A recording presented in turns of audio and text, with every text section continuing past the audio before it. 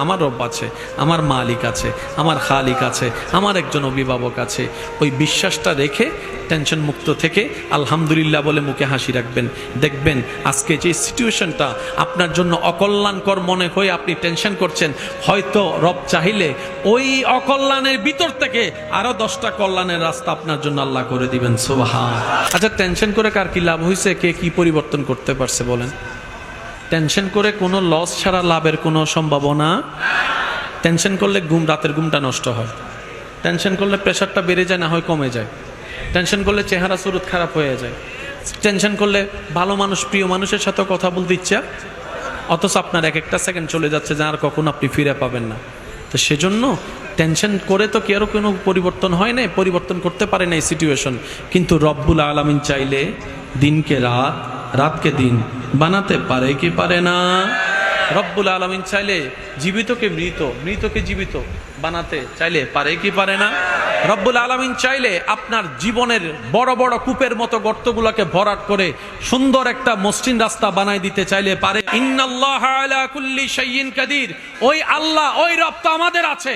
সুতরাং সমস্ত সিচুয়েশনে রবের উপর তাওয়াক্কুল রাখবেন, ভরসা রাখবেন। আমার রব আছে, আমার মালিক আছে, আমার খালিক আছে, আমার একজন অভিভাবক আছে।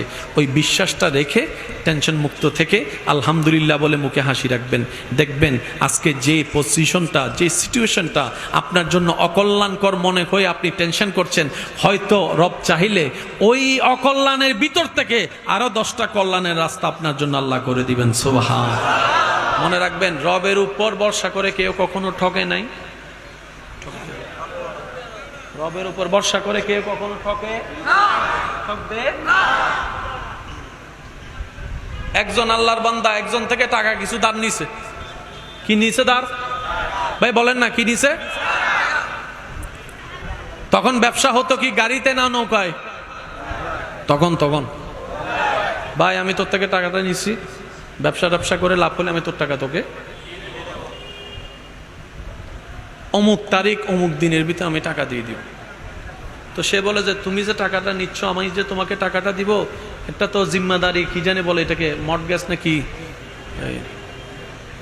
গ্যারান্টি, একটা গ্যারান্টি তো দরকার।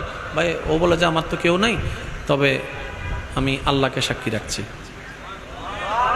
সুবহানাল্লাহ জোরে বলি। আমার তো দুনিয়াতে কেউ নাই সাক্ষী রাখার মতো, আমি আল্লাহকে সাক্ষী রাখছি। এই কথাটা শুনে ওনার মনটাও নরম হয়ে গেছে। মনটা নরম হয়ে বলছে, আল্লাহকে সাক্ষী রাখছো, আল্লাহর নাম যেহেতু ধরছে, আর কোনো কথা নেই, দাও তোমার দিলাম। যে তারিখে টাকা ফেরত দেওয়ার কথা ওই তারিখে উনি আসতে পারে নাই, নৌকা মিস হয়ে গেছে। তখন উনি কি করলেন জানেন?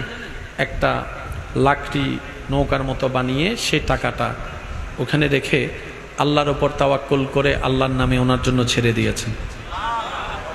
একটু জোরে বলি। এবার বলেন, বাতাস কার নিয়ন্ত্রণে? পানি কার নিয়ন্ত্রণে? সমস্ত কিছু কার নিয়ন্ত্রণে?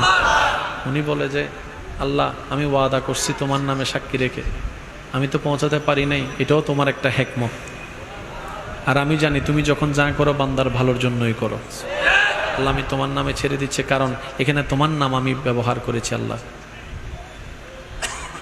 ওই মানুষটা ওনার অপেক্ষায় নৌকার ঘাটে এসে বসে আছে। দেখে যে নৌকা আসে, উনি আর আসে। কিছুক্ষণ পরে দেখে যে লাকড়ির একটা বান্ডিল আসতেছে। উনি বলে যে যাক, উনি যেহেতু আসে নাই, অন্তত লাকড়ি হইলে নিয়ে যায়, ঘরের মধ্যে আগুন জ্বালাইতে পারবো। এবার উনি ওখান থেকে লাকড়িটা তুলতে গিয়ে দেখে যে ভিতরে একটা কাগজ।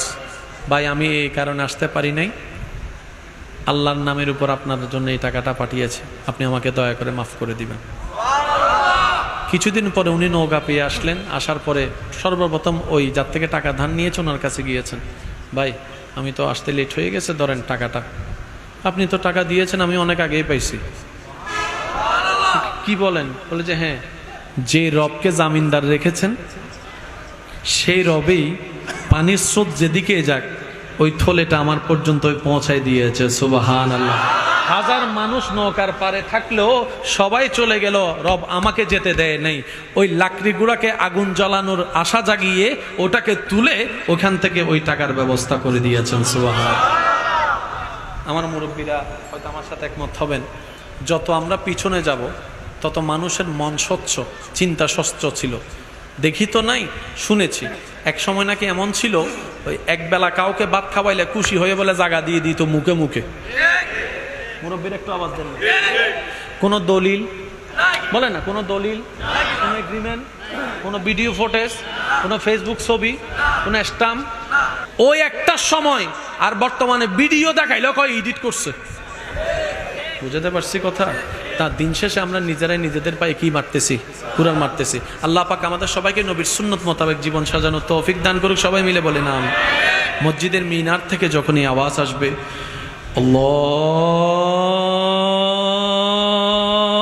আল্লাহু আকবার, আল্লাহু